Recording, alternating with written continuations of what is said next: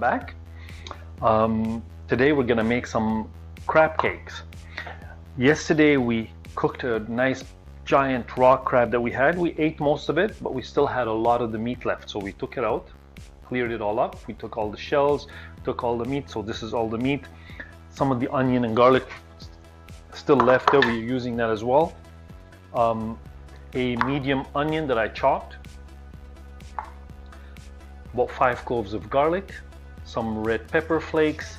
This is our herb and garlic seasoning that we make here, and you can see the video for that, just preserving herbs and garlic for the winter. Some cornstarch, salt, kosher salt, pepper, a bit of sourdough starter because I don't want to use a leavening agent. I don't want to use baking powder or eggs or anything, so I'm going to use some of that.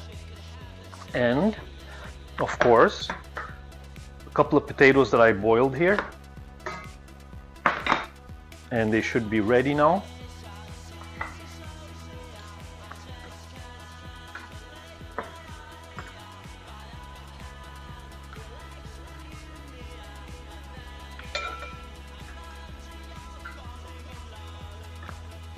And I think they've been boiling long enough. I think they should be okay, but we'll find out soon enough.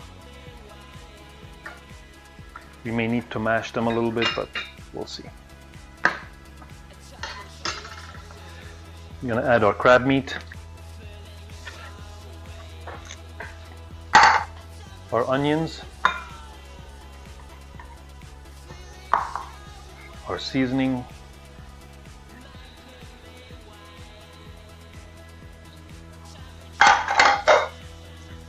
red pepper flakes. Very, very simple recipe. Our garlic, which I cut very fine.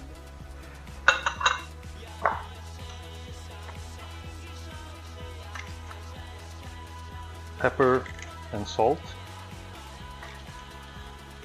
Enough seasoning basically, as much as you like. And our cornstarch, a little bit of cornstarch. And this will act as a binder because we're gonna fry these.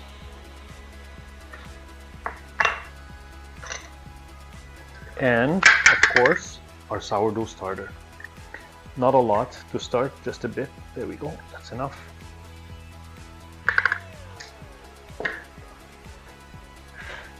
And I'm gonna mix this into a paste. And the flour here that you see, before I forget, is when I make the patties, I'm gonna flour them both sides and then fry them on the stovetop. In the meantime, I'm going to make my paste here. Now, some of you may be wondering, what happened to my wedding band? See, it vanished, it disappeared. And yesterday while we were driving and I ventured putting my arm out the window, going like this, all happy and everything, and when I put my hand back in, my wedding band was gone. So we went back looking for it, no luck. It was a busy intersection. So this is a little wet. So I'm going to add the rest of my cornstarch. And of course, I'm gonna add a bit of my flour here. Just a bit to thicken it up. Not a lot. There. Remove my fork.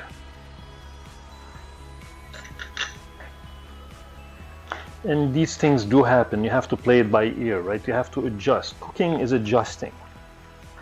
It's adjusting ingredients and adjusting the environment.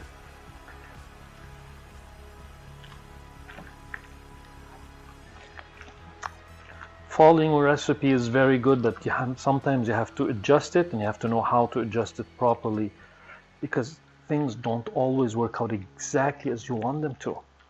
In fact, they rarely do. So that's a fact of life. So a little more flour.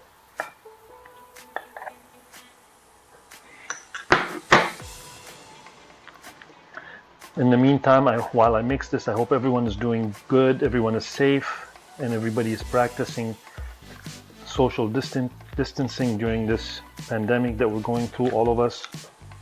There we go. Isn't that starting to look a lot better already? Perfect. Now I'm going to mix that well. And that seasoning has a lot of herbs in it with lots of flavor, so it's going to taste very good. There.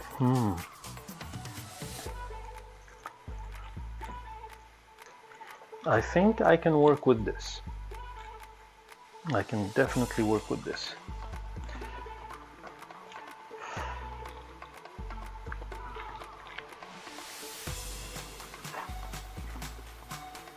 Yeah, there we go. So move my frying pan over, move this over here like this, turn on the heat, add my oil, enough oil,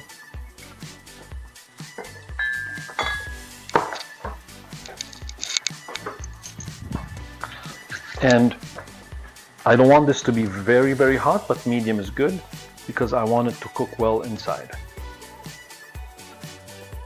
So I'm just waiting for our oil to heat up, and I'm gonna try a first one yet to see if this is the perfect consistency. It looks okay.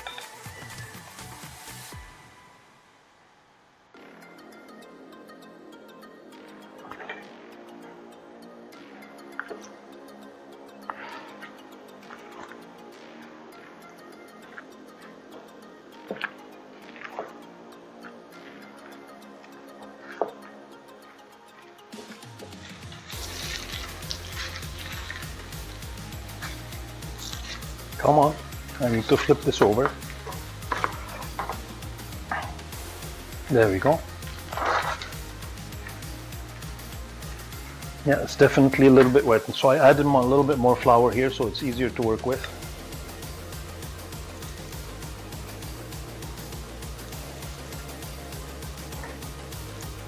There we go. And no matter what, they're gonna be delicate to work with, and so we have to take our time.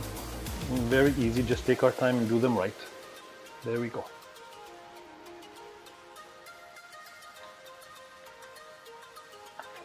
Next one.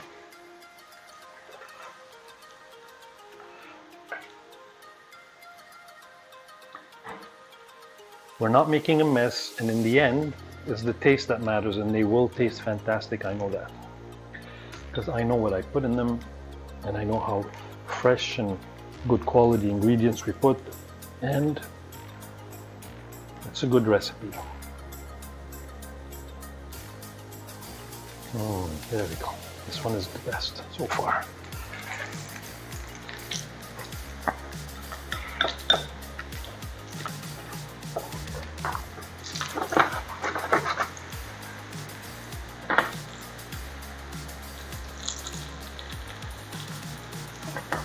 You can put one more in there.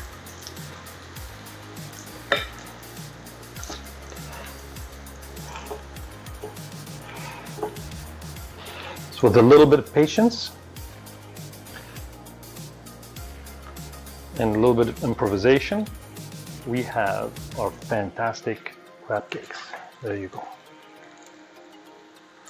So I'm just going to wait for these, wash my hands, and then we're going to continue and do the rest after.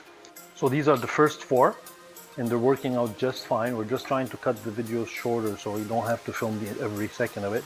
But that's the first one. These are the other 3, and they're working out perfectly. So like I said, with a little patience and being careful, they are fantastic. And these were frying in virgin olive oil, extra virgin olive oil, so look at that.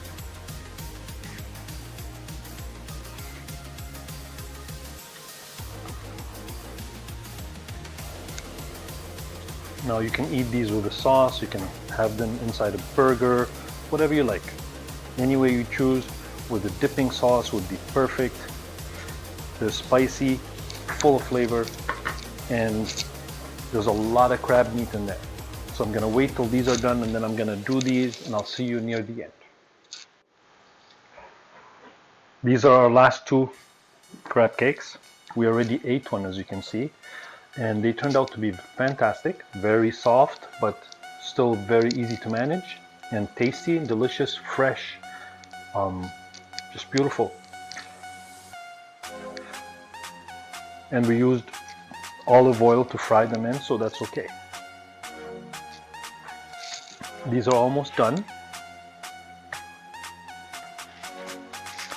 And we're just gonna, once these are done, put a nice bed of lettuce on a plate and serve these over that lettuce, and maybe make some kind of dip or just a bit of mayonnaise. So we're gonna serve this over lettuce. I have a lemon here that I've quartered in 4. I have some ketchup here, just plain old ketchup.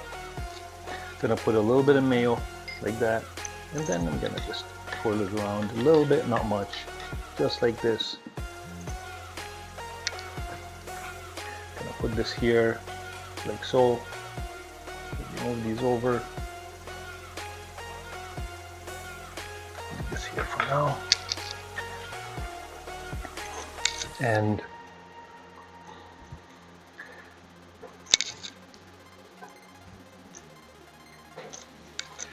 they're fantastic. They're actually really amazing. Like so.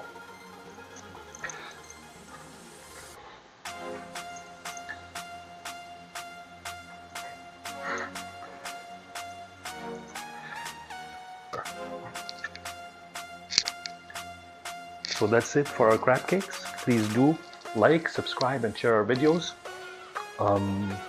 And practice your social distancing. And I'll see you next time. Take care for now. Bye.